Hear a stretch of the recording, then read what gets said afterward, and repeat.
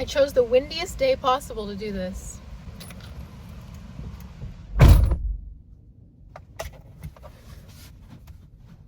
The wind is probably 1,000 miles an hour. The humidity is 1,000%.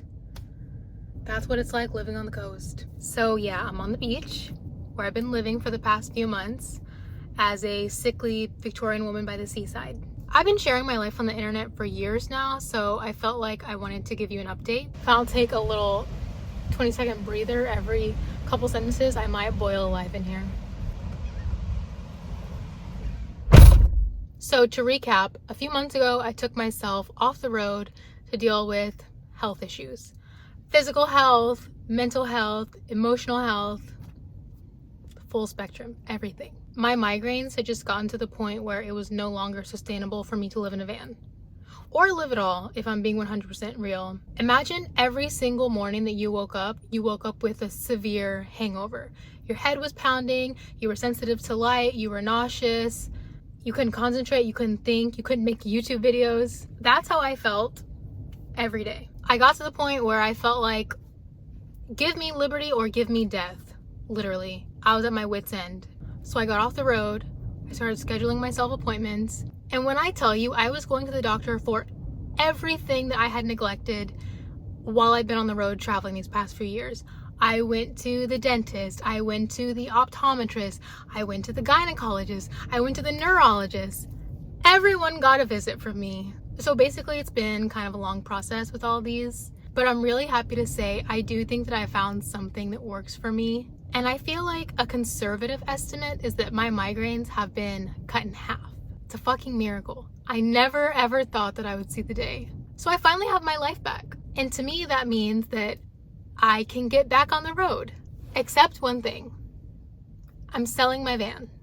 My van and I are kind of in an arranged marriage. I never even named this van because we just didn't really vibe the way that I thought we were going to vibe. If you know my story, you know that I was kind of forced into van life. When I totaled my car, the only thing that I could afford was that GMC Safari Stevie. It's not necessarily what I wanted, but it's what I could afford. And if you remember, I was terrified of that van. I've always hated big vehicles, and it was a big clunkin' hunkin' machine. It was really scary for me to drive. Eventually I got over it, and in retrospect I am glad that I was forced to live in a vehicle of that size. But for me personally, it was too much space. Everybody's vehicle living journey is different, but for me, I started living in a vehicle so I could live out of it. Back in the day when I lived in my car, I would spend all day outside. I would eat lunch outside, I would journal all day at the park until the sun went down, and then the only thing I used my car for was to sleep. That's it. And I've never had a better sleep schedule, I've never been more active, and honestly, I've never been happier than I used to be when I lived in my car. When I got my van, the space was nice, but because it was really old and unreliable, it broke down on me several times. I was never really comfortable taking long road trips like I used to. So I would just kind of meander a few hours, stay there forever, and I really did just live in a van. I wasn't really doing nomad life. I was just kind of living in a vehicle because that's all I could do. But that's not ever how I really wanted to travel, and that's not how I envisioned myself traveling. I just got stuck in a situation.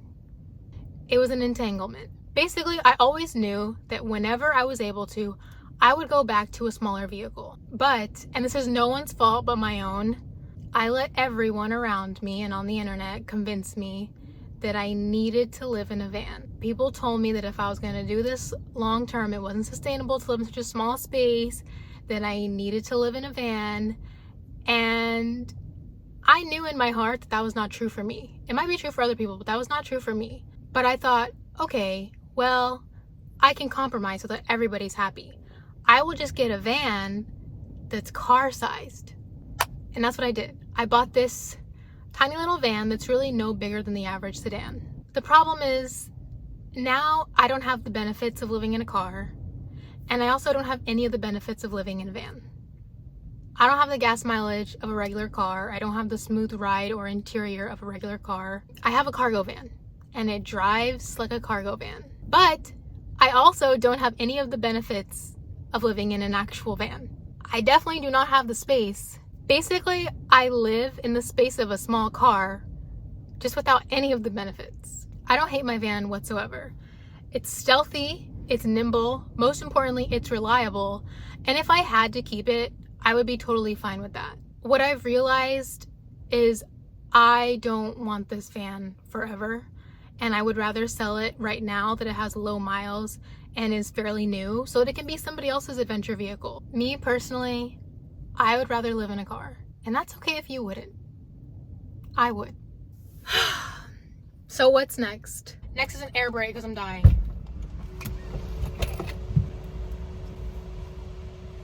Okay, I think I'm good. Do not move to South Texas unless you're ready for the most extreme humidity of your life. This rivals Okinawa. Anyway, one of the things that I've been really struggling with lately is being present, especially with everything in my life seemingly up in the air. I've been having a difficult time being mindful. I've been using this app called Aura to do daily meditations, and it has really helped to keep me grounded. Aura is an all-in-one app for your well-being and sleep. It has everything from meditation, stories, breath work, affirmations, even life coaching. One of my favorite ways to use Aura lately is as soon as my alarm goes off, I play daily affirmations from the app. It's the very first thing I hear in the morning, and it's a really great way to set a positive tone for the rest of the day. And then at night, depending on what mood I'm in, I'll usually do a body scan meditation just to really sink into my body and make sure that I'm getting good rest. Or sometimes I'll just play a bedtime story, which puts me straight to sleep. Aura has been an absolute game changer for me, and I know it will completely change the way you experience daily meditations. That's why I encourage you to join me on a 30-day meditation challenge using Aura's content. Get started for completely free using my special link in the description. The first 500 people to sign up will get a free trial plus an extra 25% off. And thank you, Aura, for sponsoring this video.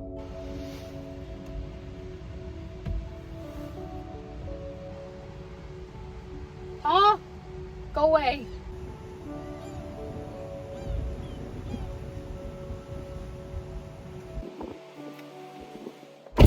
I've been really into submarines lately, and I watched a submarine disaster video where these guys got boiled alive underwater because of some decompression chamber. That's how I feel right now. It's so hot.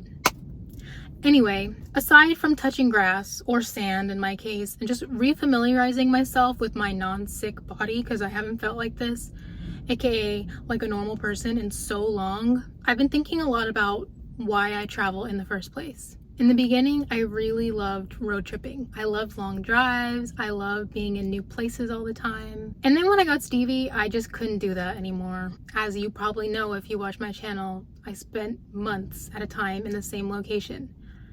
And that's never really what I wanted, but that's what I had to do. I just didn't have a reliable vehicle, and I didn't have the means to really be traveling all over the place because my van was expensive. Now that I do have a reliable vehicle again, I'm remembering how I used to travel in the beginning, where I would get an idea, I would have a place in mind that I wanted to go, and the next morning I would be there. Doesn't matter if it was 12 hours away, I would be there. I'm starting to remember how I originally envisioned myself traveling, and I never really envisioned myself doing van life. I thought in my head I was going to be doing more Jack Kerouac on the road type road tripping. I wanted to be constantly moving and experiencing things. My plan for the future is to do just that, and stay in hotels if I want to. It's such nonsense, but I think all van lifers have this self-imposed idea that if we're not in the van 24/7, we're cheating. It's so dumb, but now that I'm not gonna have a van, I can't cheat at van life, so. And as far as making content, if I do decide to start filming my travels again, it's probably going to be different. And it might not be for everybody, and that is totally okay. At this point, I have to do what I want to do, or it's not going to be authentic, and it's not going to be fun to watch anyway. There have definitely been times where I put out a video just to put out videos, and those videos always suck. And I don't want to do that anymore. But I also feel more confident than ever with my filmmaking skills, my editing skills, my personality. So next up is selling my van, getting a new vehicle, and then taking America's highways back into my arms. I live in geographically the most beautiful country in the world, and I've been all over, so I can say that. There is nowhere on earth that even comes close to our national park system. Thank you, Teddy Roosevelt. Was it Teddy Roosevelt? John Muir. I'm gonna be a highwayman again, like I was always meant to be. So I will see you when I see you. And when I do see you, I will see you on the road. Oh my gosh.